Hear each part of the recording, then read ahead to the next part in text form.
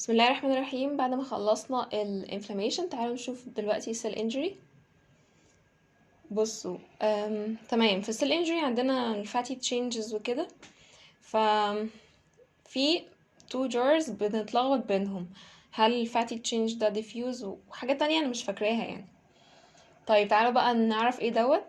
بصوا، هو هنا الفات بره، وتحس كمان ان الفات ده داخل جوه المايوكارديوم وداخل جوه هنا، تحس ان الحتت دي كلها فاتي برضو. فدوت diffuse ده يعني منتشر.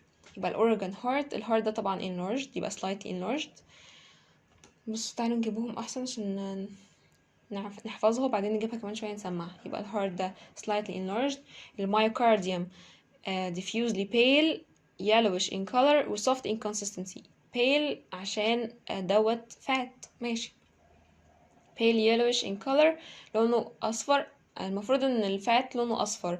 طيب لما اعتقد ان هو اصفر في الفريش ستيت، ولكن لما يتحفظ في الفورمالين او كده فالفات بتجمد زي الدهن، لما بتجمد كده تبقى لونها ابيض، فيبقى هو هنا شكله ابيض عندنا في الجار. بس احنا هنقول pale yellowish in color و soft in consistency عشان طبعا الفات soft. الدايجنوزس diffuse fatty change. diffuse يعني منتشر. طيب هعملها hard عشان تجيلي كمان شوية. ده اعتقد نفس الجار بس ده اوضح شوية. هتحسوا بقى هنا ان ازاي المايوكارديوم حتى جوه فيه ايه، تحس ان كله بقى فات، يعني كل الهارت كله عبارة عن فات. يبقى دوت الاورجان هارت. الديسكريبشن بتاعه الهارت is slightly enlarged والمايوكارديوم is pale yellowish in color والconsistency بتاعه soft. ايه تاني؟ اعتقد مفيش حاجة تانية فيه. الدايجنوزز يبقى دوت diffuse diffuse fatty change of the heart مثلا. diffuse fatty change of the heart. يبقى the heart is slightly enlarged. The myocardium is diffusely pale yellowish in color و soft in consistency. مهم بقى ان احنا نحفظ الحاجات دي كلها لان هم اصلا عبارة عن 3 حاجات، واحنا اللي علينا مثلا النقط اللي هنكتبها 2 أو 3، فهنحفظ الفيتشرز دي. تمام، يبقى ايزي. دوت ايه بقى ده؟ بصوا سبلين. انا ليه حافظه سبلين؟ لان هو حاجه شاذه شويه، مش باين ان هو سبلين اصلا، بس عشان احنا بس فاتحينه من النص وفاردينه فمش باين ان هو سبلين. بس نعلمها ان هو الشكل الغريب ده سبلين. هو دوت سبلينيك انفاركشنز اهي.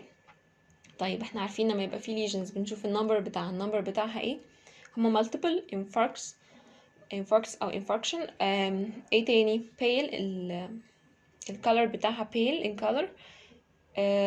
الشيب بتاعها wedge shaped أو triangular in shape. البيز subcapsular والapex towards the hilum، ودولت أهم حاجة يعني.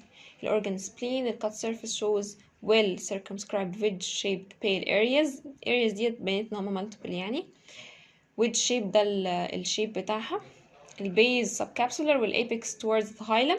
الoverlying capsule patches of fibrosis ده احنا نسيناها، يعني الكبسول فيها fibrosis. طيب احنا نسيناها فهعمل مثلا heart. دي healed spleen infarction. بصوا ديت infarction تانية اهي، واضح الانفاركشن يعني حتة بيل اهي، بس ديت مش سبلين بقى، لا ديت عبارة عن ايه؟ دي عبارة عن كدني، يعني واضحة لحد ما ان هي كدني، فالاورجان كدني. طيب نوصف بقى نفس الكلام. برضو multiple infarcts وعبارة عن wedge shaped أو triangular in shape. البيز subcapsular أو towards the periphery والapex towards the hilum of the kidney. ما فيش، هو هنا ما اعتقدش ان في fibrosis او مش ظاهرة. تعالوا نشوف. ديت infarction of the kidney، دي kidney. الكدني shows pale area of infarction. ماشي areas sharply demarcated pale wedge shaped areas. تمام. يعني ممكن نشيل sharply demarcated دي نكتب pale wedge shaped areas.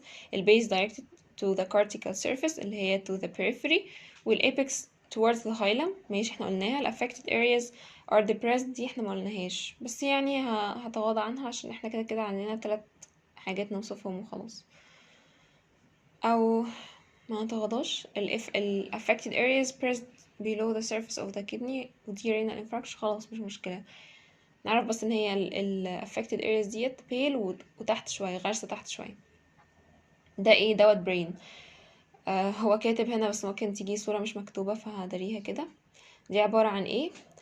في انفاركشن برضو في البرين، والبرين لما بيحصل فيه انفاركشن ويحصل فيه نيكروزز كان بيهيل او بيحصل له ليكويفاكتيف نيكروزز، يعني معظم الاورجنز بيحصل فيها coagulative necrosis او حاجه كده يعني، وهو اللي بيحصل فيه liquefactive necrosis. انا فاكره ان في السكشن قالوا ان اهم حاجه هنا حاجتين، جلايز، ان هو بيبقى فيه جلايز او جلايال تيشو بيبقى surrounding it وكمان بيترافيرس it، وان هو بيبقى honeycomb appearance. طيب الاورجان بقى ده slice of a brain، ال description هنقول multiple cystic areas وبيبقوا surrounded and traversed by glial tissue أو gliases، و it gives the brain the honeycomb appearance. هل في حاجة تانية هنشوفها؟ diagnosis بتاعنا الأول دوت healing أو healed brain infarcts. بصوا ده slice of a brain، ال brain shows cystic areas surrounded and traversed by glial tissue، دي أهم حاجة، هي that give it honeycomb appearance، دي تاني أهم حاجة. diagnosis healed brain infarct. تمام، احنا منسناش حاجة الحمد لله. تاني بقى ده slice of a brain، دولت cystic areas that are surrounded and traversed by glial tissue أو gliase that gives it the honeycomb appearance. يبقى الدايجنوزس بتاعنا healed brain infarcts، هي glial tissue. ماشي، ده عبارة عن ايه بقى؟ ديت كانت lymph nodes، والlymph nodes دي كانت اهم حاجة فيها، انا فاكرة برضه ان هي matted together يعني متجمعة سوا. طيب الاول الاورجان دوت ايه؟ ده lymph nodes، هي ملهاش شكل معين فديت lymph nodes. الديسكريبشن بتاعها، الديسكريبشن كان ان الليمف نودز ديت enlarged، اكيد مفيش lymph node بتبقى ضخمة قوي كده، ده بتبقى صغيرة خالص، اصلا احنا لو حطينا ايدينا على جسمنا في مكان الليمف نود مش هنحسها غير لما تبقى متورمة شوية، فيبقى دي اكيد enlarged.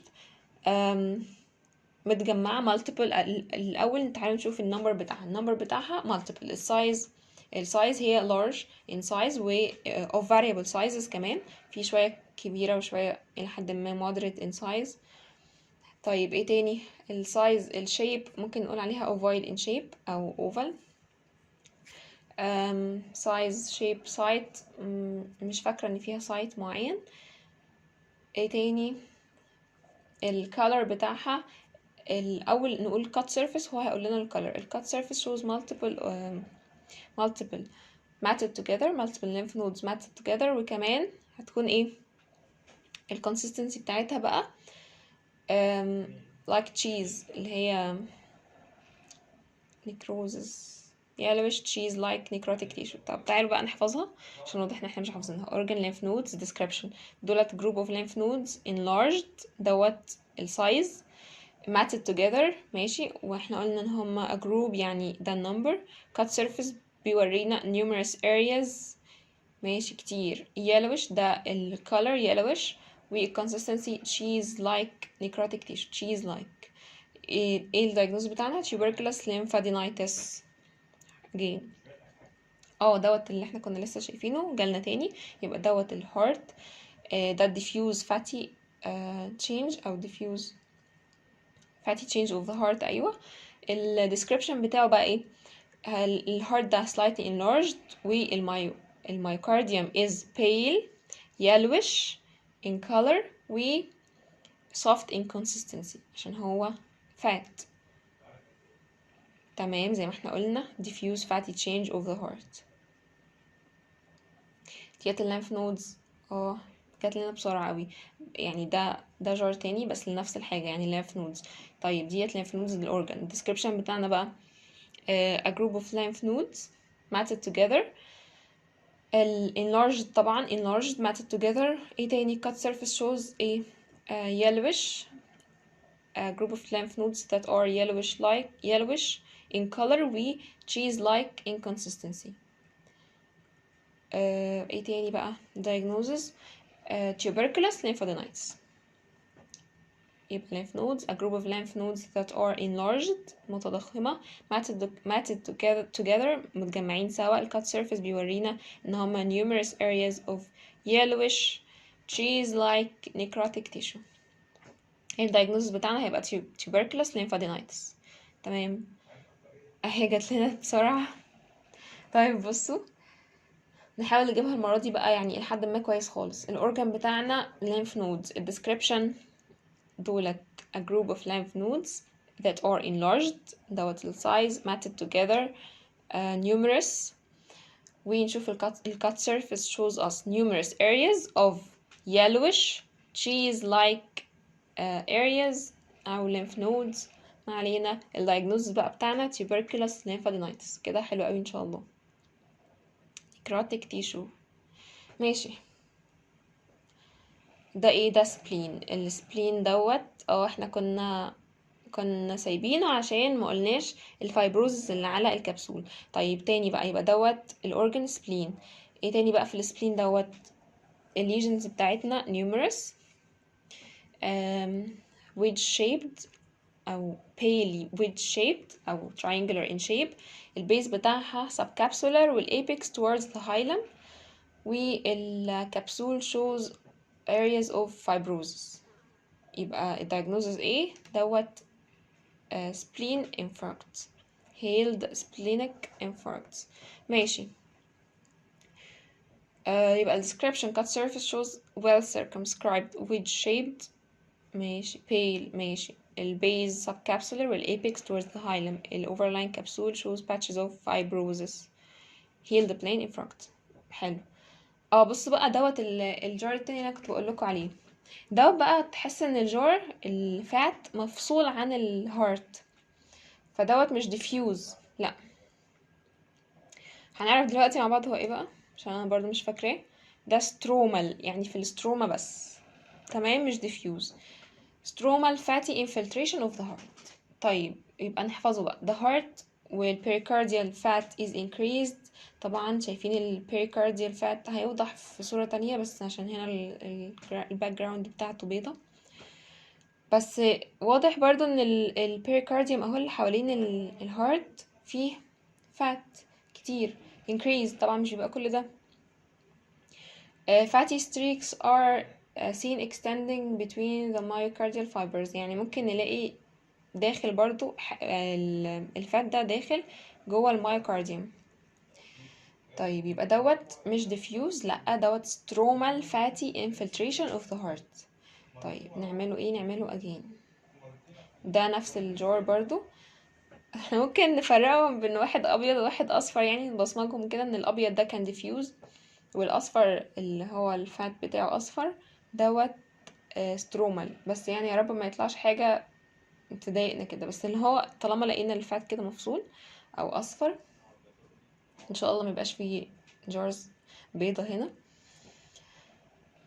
يبقى دوت عبارة عن الأورجن. الديسكريبشن بتاعه البيريكارديال فات طبعا increased in amount.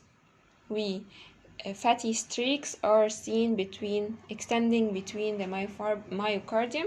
يعني ان في شوية فات كده داخلين بين الميوكارديوم. الdiagnosis stromal fatty infiltration of the heart. يبقى the heart pericardial fat is increased in amount. fatty streaks are seen extending between الميوكارديال fibers بين الميوكارديوم.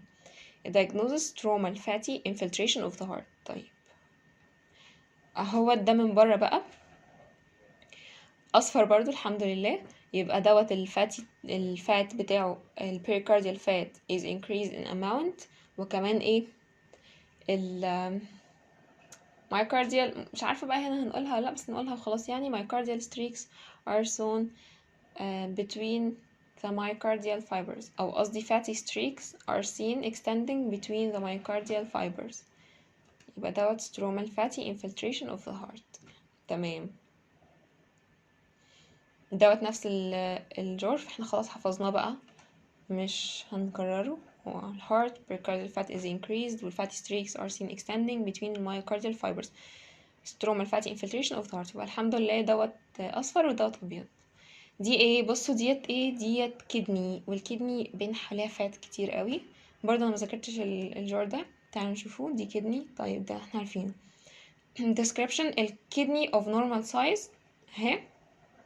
خدوا بالكم في الفاتي في الستروما الفاتي تشينج في الهارت ما قلناش حاجه على السايز بتاع الهارت. احنا قلنا بس على الفات البيريكارديال الفات اللي بره واللي جوه. فهو مش مذكور في الكتاب ولا الباوربوينت، فمش عارفة بقى. ان شاء الله يعني ما يبقاش، يعني يبقى زي الكدني كده، او ممكن ما يبقاش عليه خالص. او لو عايزين تكتبوها enlarged شوية، انا حسيته enlarged، لو عايزين تكتبوها enlarged ممكن تكتبوها تحت خالص، او نكتب اللي علينا وخلاص. هما عايزين 2 نكتب الاتنين موجودين وخلاص. فديت الكدني بتاعتنا normal sized. تمام. longitudinally bisected دي مش حاجة، يعني احنا عاملينها bisection كده بالطول مش بالعرض. طيب يعني فين برضو الكدني is surrounded by excessive amounts of perinephric fat. perinephric يعني حوالين الكدني يعني، زي pericardium حوالين الهارت كده. ماشي، يعني perinephric fat is increased in amount لو قارنا بينها وبين الهارت. also seen in aurora region of the renal pelvis. pelvic fat is increased in amount برضو. diagnosis stromal fatty infiltration. تمام، يبقى دوت كدني، وهنقول ان ال perinephric fat is increased in amount و also seen in surrounding the pelvis. بس يبقى دوت stromal fatty infiltration بس كدني. يبقى نفس الهارت، بس هنغير بدل الهارت نحط فات، نحط كدني قصدي. تمام. انا عملت ايزي لان هي كده كده هتجيلنا. هي ديت كدني تقريبا دي كدني برضو. طيب تعالوا نجاوبها على انها كدني. تعالوا بس نشوف هي كدني ولا لا. هي كدني الحمد لله، stromal fatty infiltration كدني. طب تعالوا بقى نقولها تاني. ده كدني، وهنقول ان ال perinephric fat is increased in amount، وان الكدني is normal in size. طيب ايه تاني؟ الكدني مش عارفة بقى، هنقول نفس الحاجة هنا برضو. اعتقد هنا برضو واضح ان هي في البلفس، هنا حصل هنا فاتحين الكدني، فيبقى برضو هنقول ان هي in the pelvis or surrounding the pelvis. دي stromal fatty infiltration kidney. ماشي. ده عبارة عن ايه؟ دوت جانجرين، بس الديسكريبشن وكده تعالوا نشوفه. الاورجن ده right hand، وطبعا right hand دي هنحطها بقى على anatomical position بتاعنا، وهنشوف ان هي right. ماشي. الديسكريبشن ديت hand of an adult، فيها ايه؟ فيها loss of the medial 3 fingers وال distal part of the index. حلو. هنا التلاتة اللي هنا حصل لهم loss وال distal part of the index. طيب وايه تاني؟ ال distal part of the hand is dry. ال distal ده يعني الحتة ديت. and black in color shrunken mummified يعني زي المومياء. فتعالوا نشوفوا الكلام ده هنا. هو فعلا الحتة دي كلها تحسها dry و mummified يعني شبه المومياء خالص.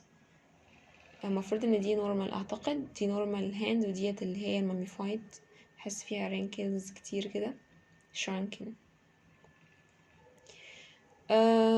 the line of demarcation is well defined. طيب تعالوا بقى نشوف احنا هنعرف نقولها ولا لأ. دي عبارة عن الهاند right hand of an adult. في عندنا loss في ال medial 3 fingers، وفي ال distal part of the index. ال distal part of the hand is dry shrunken mummified. ايه تاني؟ ال line of demarcation اللي هو بين الانفلاميشن، بيحصل فيه inflammation يعني، هو ده line of separation اللي بيحصل عنده فصل. فاعتقد ده line of demarcation اللي هو بيحصل بيبقى في الانفلاميشن يعني.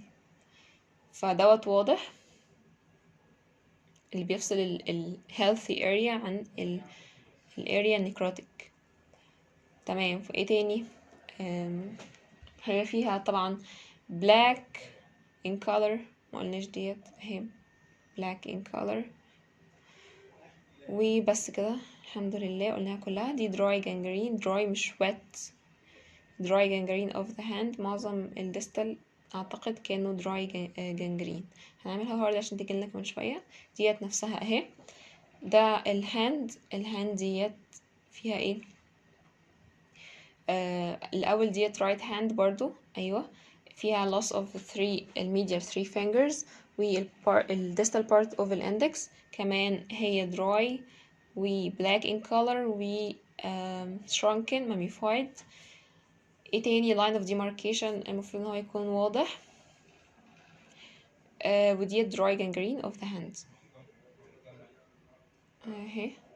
line of demarcation is well defined لان بيميز لنا dry عن الوet ان هنا في الدراي في line of demarcation، واللاين اوف سيبريشن لو كان النيكروتيك اريا اللي هي اتفصلت دي كانت لسه موجوده كنا قلنا لاين اوف سيبريشن. اما الدراي ما فيهاش اللاين اوف ديماركيشن ولا اللاين اوف سيبريشن، عشان كده بنحب نقولها. دي مهمه يعني نقولها عشان هي diagnostic، هي حاجه بتقول لنا هي دراي ولا ويت. يبقى ديت الدراي هي نفس الحاجه، نفس السلايد اللي احنا قلناها ورا. ديت ايه؟ ديت leg، الرايت leg، وديت اعتقد بقى مش هتبقى دراي، هتبقى ويت. هي حاساها فيها إديمة شوية.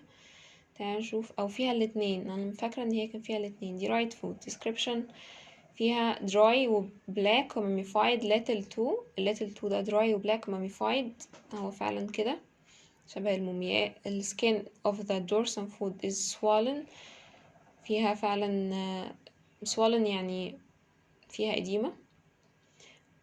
macerated ديت يعني مهلهلة، عارف لما يبقى اي حاجه ما تلمسها تقع على طول. macerated يعني مش مستاهله حاجه، مش مستاهله لمس. اللاين اوف demarcation ill defined هنا لان هي wet gangrene و on top of dry gangrene. يعني في القدم السكري بيبقى فيه wet gangrene. ما علينا السبب اللي خلاها wet gangrene يعني، بس هي كانت dry وwet في نفس الوقت، او هي بدأت بدراي وبعدين عملت wet لان حصل فيها إديمة.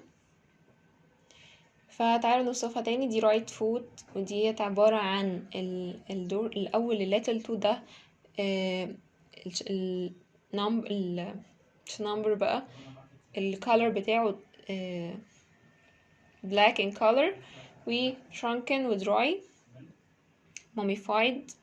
الدورسم بتاع السكين of the dorsum of the foot macerated و edematous. وايه تاني؟ swollen. line of demarcation is ill defined. ناخد بالنا ill defined ديت عشان ديت wet gangrene on top of dry gangrene. هعملها hard عشان تجيلك من شوية. بصوا بقى ديت mesentery. فالintestine او كده بيبقى فيها wet gangrene، مش بيبقى فيها dry gangrene. هيبقى الorgan intestine part of small intestine. description الperitoneal surface dull opaque lustreless. خدوا بالكم peritoneal surface زيه زي معظم الحاجات اللي احنا كنا بنقولها قبل كده. dull opaque lustreless. الانتستينال وول فيه poorly defined يعني ill defined زي الويت gangrene، ان هو moist gangrene او wet gangrene هي برضو. dark brown to black gangrenous area. يبقى دوت part of small intestine. تعالوا نقولها تاني. part of small intestine. البريتونيوم زي ما هو معظم البريتونيوم عندنا dull opaque lustreless. الانتستينال وول فيه poorly defined dark brown to black gangrenous area. ديت gangrenous area على فكرة. دي كلها جانجرين لان الانتستين العادية بتبقى لونها بينك شوية. ماشي.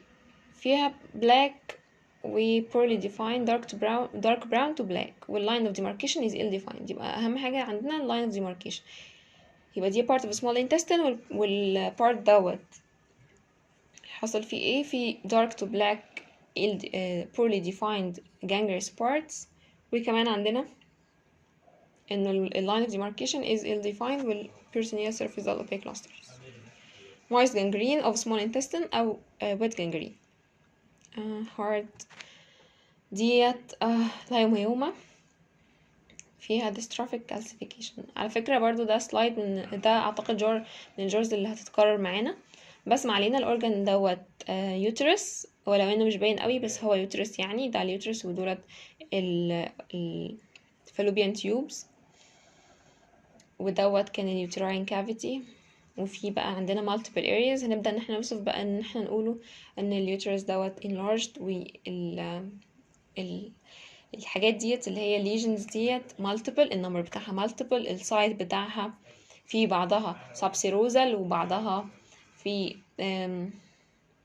intra في الوول يعني in the wall، و الconsistency بتاعتهم كل الحاجات ديت اعتقد احنا لازم نذاكرها. الاورجان يوترس، بصوا قولوا يوترس وخلاص، او قولوا hysterectomy specimen، يعني لو انتوا جامدين قوي يوترس hysterectomy specimen، بس الحاجات التانية ديت ما فككم منها عشان ما تلخبطناش. description enlarged uterus ماشي. nodular external surface دوت السيرفيس احنا ما قلناهوش. cut section shows multiple well defined masses, variable size, grayish white in color, hardly cut surface, some of the masses subserosal تحت ال subserous يعني تحت السيروزة، وجوه المايمتريوم يعني interstitial، و protruding يعني رايحة تحت، رايحة كده، بصوا رايحة عند الميكوزا كده، رايحة عند البيريتونيوم، فيبقى ساب ميوكس.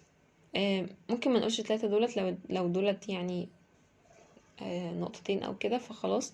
enlarged uterus nodular external surface، والcut section بتاعنا بيورينا هما ايه multiple و variable in size، والcolor بتاعهم grayish white و hardly cut surface. طيب multiple uterine لايومايوما يعني ايه؟ لايومايوما يعني لايوماي يعني اللي هي الماسل السموث ماسل، اما يحصل فيها benign tumor بنحط له اوما، يبقى benign tumor في السموث ماسل لايومايوما، يبقى ديت لايومايوما with dystrophic calcification او with calcification.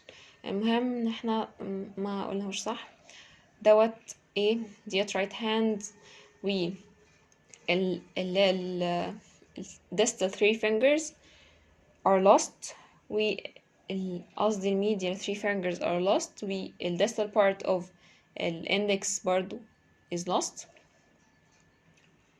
It shows us أو it shows dry dry area black in color و mummified shrunken.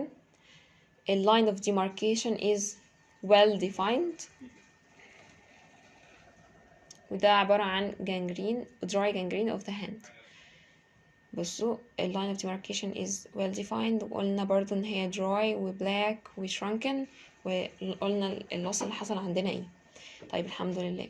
ديت ايه بقى؟ ديت كانت ال right foot، ودي عبارة عن wet gangrene on top of dry gangrene. كمان عندنا الأول اللاتل toe دوت shrunken و black in color و dry و mummified، وال skin of ال distal part of the foot تبقى edematous أو swollen و macerated يعني بتقع.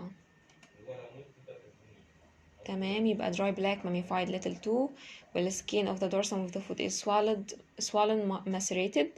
The line of demarcation is ill defined، ما قلناش ديت ودي مهمة. ال line of demarcation is ill defined ليه؟ عشان هي wet gangrene on top of dry gangrene. طيب خلاص تمام. ده عبارة عن ايه؟ ده عبارة عن liver. طب عرفت منين هو liver؟ شايفين البورتال circulation هنا اللي هي فتحات الكبيرة ديت. طب هو ليه عامل اصفر واحمر كده؟ ديت هل change liver description a slice enlarged liver، شايفين هو حجمها كبير. ال smooth external surface، ده external surface smooth sharp borders. طيب sharp ماشي. firm consistency. cut surface shows amyloid، لا دي فيها amyloid substance which appears dark brown in color semi-translucent and waxy in appearance. طيب ماشي، يبقى هي amyloid substance، يبقى دي amyloidosis of the liver. appears dark brown in color، لونها dark brown، هي هنا فعلا باين ان هي brown. و semi translucent ديت هنفكس لها waxy in appearance، شبه الواكس شوية عشان كده هي firm، عشان كده برضو ال edges بتاعتنا sharp. طيب amyloidosis of the liver ديت واضح ان هي وحشة، هنعملها hard. ده برضو the same jar، دي slice of the liver. الليفر دوت enlarged، و شايفين ال edges بتاعته sharp اهي، ده السيرفيس بتاعه. والكبسول كان اعتقد سموث كبسول عشان هو مليان شوية فتلاقيه سموث من بره، كان firm in consistency، وكان اللون بتاعه الاميلويد فيه amyloid material which is dark brown in color. ايه تاني؟ اعتقد كده كفاية، كان translucent او حاجة كده، ما علينا. ده سبلين، اوه ماي جاد ده طلع سبلين اصلا. يبقى دي تاني حاجة وحشة للسبلين يا جماعة. فدوت نحطه مع السلايد التانية اللي هي كانت مفتوحة دي. يبقى ده part of moderately enlarged spleen, firm rubbery inconsistency. ال external surface smooth sharp borders نفس الحاجة. cut sections فيها برضو waxy و brownish in areas. splenic follicles. amyloid sago spleen. بصوا الاميلويدوزس في السبلين بتبقى ساجو واللي هي الارديكاس دي، فنحفظ ان هي اميلويد ساجو سبلين وخلاص. حسبي الله. ماشي، هنعملها هارد. ده عبارة عن ايه؟ دي small intestine، والسمول intestine ديت حصل فيها جنجرين، ودي وات جنجرين. يبقى بالتالي line of demarcation is L defined، وهنقول ان هو poor dark gangrenous patches diagnosis with gangrene أو moist gangrene part of small intestine. peritoneal surface أو نسيناها، ده opaque lusterless، دي ثابتة أصلا معانا. ماشي. ال intestinal wall في poorly defined dark brown black gangrenous area، وال line of demarcation is L defined ال moist gangrene of small intestine. طيب حلو، ده ايه؟ احنا لسه مسموعين منه. دوت السبلين حتى مفيهوش البورتال سيركيليشن، لا ده فيه خطوط بس كده، ده مش بورتال سيركيليشن ولا حاجه، هو شكله بس او حالنا كده ان هو ليفر بس هو سبلين. يبقى ده سبلين هانت يا جماعه، ما عادش فيه غير شويه صغيرين خالص، منهم 3 احنا مأجلينهم اصلا. فده سبلين. طبعا الكبسول بتاعه برضو تنس، والشارب بوردرز او سوفت كبسول وشارب بوردرز او soft surface و sharp borders. كمان هو firm rubbery inconsistency، وال areas بتاعته أو follicles فيه هتكون waxy و brown to black. يبقى moderately enlarged ما قلناش بس أعتقد الباقي كفاية، احنا عايزين 2 أو 3. firm rubbery inconsistency، external surface smooth و sharp borders. cut section بيورينا waxy brownish areas في السبلينيك فوليكلز. amyloid sago spleen. حاضر. السلايدز اللي عندنا ديت سلايد ايه بقى؟ اعتقد هي كانت سلايد واحدة برضو في السيل انجري، كانت amyloidosis. يا رب بسم الله. amyloidosis في الليفر. وبصوا انا كنت برضو شاكه ان هي ليفر لان حاسه في ترتيب كبورتال سيركوليشن وكده، مش عارفه فين الترتيب بس انا حاسه ان هو موجود. يعني مثلا تحس ان دي كده lymphoid follicle او حاجه، ودي برضو. المهم يعني ان الاميلويدوزس دي او الاميلويد ده بيبقى اللي هو البينك ده اللي هو الايزينوفيل. وديت الليفر، حتى الليفر بتعمل زي اشعه الشمس كده، مش فاكره كان اسمها ليفر ستريدز او حاجه كده. المهم ان ديت اميلويدوزس في الليفر. طيب احنا قلناها صح فيبقى ايزي ان شاء الله. ديت اللايومايوما في اليوترس مع ديستروفيك او مع كالسيفيكيشن وخلاص. الاورجن ده يوترس واليوترس ده enlarged. تعالوا بقى نقول الليجنز عندنا. النمبر بتاعهم هيبقوا multiple، السايز هيبقوا في عندنا سب ميكوزال وسب سيرس وعندنا interstitial يعني جوه الماسل. طيب السايز سايت شيب بتاعهم هيبقى الاول اليوترس ده كان نودولار في الاكسترنال سيرفيس بتاعه نودولار. ايه تاني؟ الشيب بتاعهم ممكن نقول اوفايد او ممكن ما نقولهمش خالص. الكات سكشن بيورينا هما multiple و firm in consistency variable in size. كفاية كده عليهم. ده uterus hysterectomy specimen وده enlarged و nodular external surface. الكات سكشن بيورينا هما multiple و variable in size و grayish white. مقلناش دي grayish white in color. على فكرة هورلي كات سيرفيس ديت يعني مهمة جدا جدا. هورلي كات سيرفيس ان هي بتبقى مدورة كده وعاملة زي الدوامة، فيبقى grayish white in color و hardly cut surface. قلنا ان ساعات بعضها subserous interstitial و submucous. One of the masses shows chalky white areas of calcifications، اللي هي اعتقد دي الماس دي فيها calcification والباقي لا. طيب تمام، يبقى ده multiple uterine leiomyoma with calcification. يبقى ناخد بالنا ان هي لو فيها two lesions او حاجة نقولهم. طيب ماشي easy. ده ايه ده؟ خلاص ده ان شاء الله liver لانه في portal circulation، يبقى دي amyloidosis liver. يبقى ده الاورجن liver والدescription الليفر ده enlarged و الكبسول بتاعه من بره هتكون السموث والإدجز بتاعته هتبقى sharp. ايه تاني عندنا؟ اللون بتاعه الكالر هيكون dark brown to blue او brownish وخلاص. consistency هتكون firm in consistency. حلو كده، دي amyloidosis liver. smooth external surface sharp borders firm consistency. cut surface بيورينا ال dark brown color waxy appearance بتاعة ال amyloid substance. خلاص ان شاء الله نفتكرها. amyloidosis liver ده ايه؟ نفس الحاجة، بس هل هو برضو liver؟ يعني ان شاء الله يكون liver برضو. ده عبارة عن amyloidosis. ديت الاميلويد ده هو الايزينوفيليك.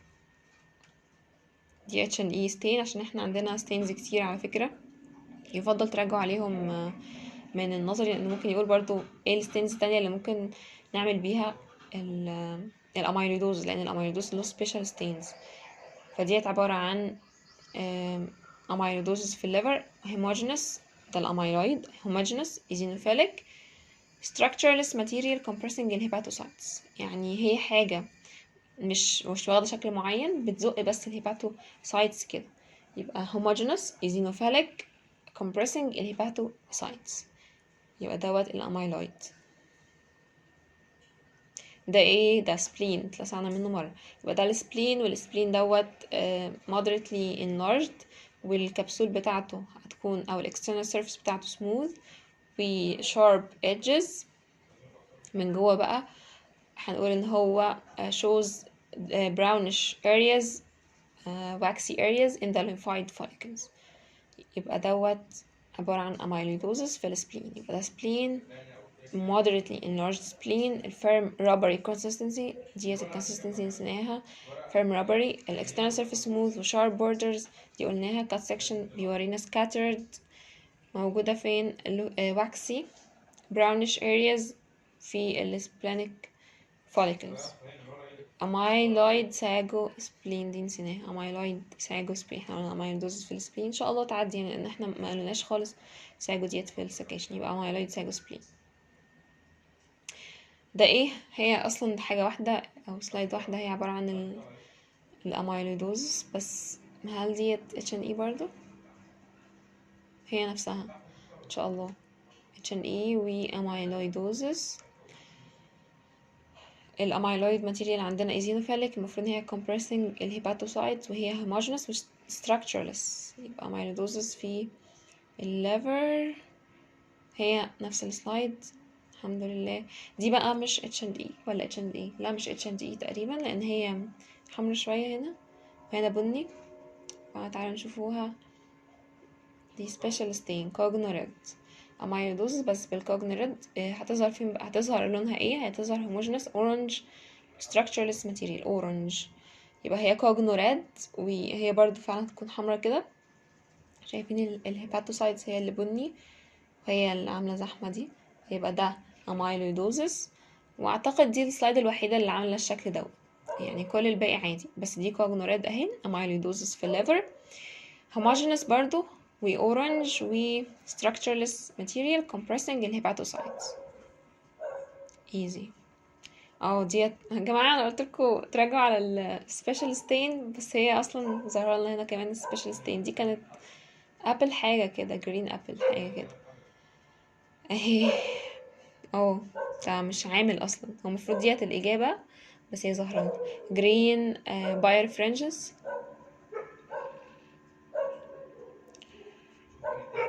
باي بولارايزد لايت، يبقى ديت الستين دي كوجنوراد، كوجنوراد بس مش بالميكروسكوب العادي، لا دي كوجنوراد بس بالبولارايزد لايت. فديت اميلودوزس جرين باي ريفرنجنس باي بولارايزد لايت. تمام، ودي برضو السلايد الوحيدة اللي عاملة الشكل ده. فان شاء الله كده يا جماعة تكونوا استفدتوا.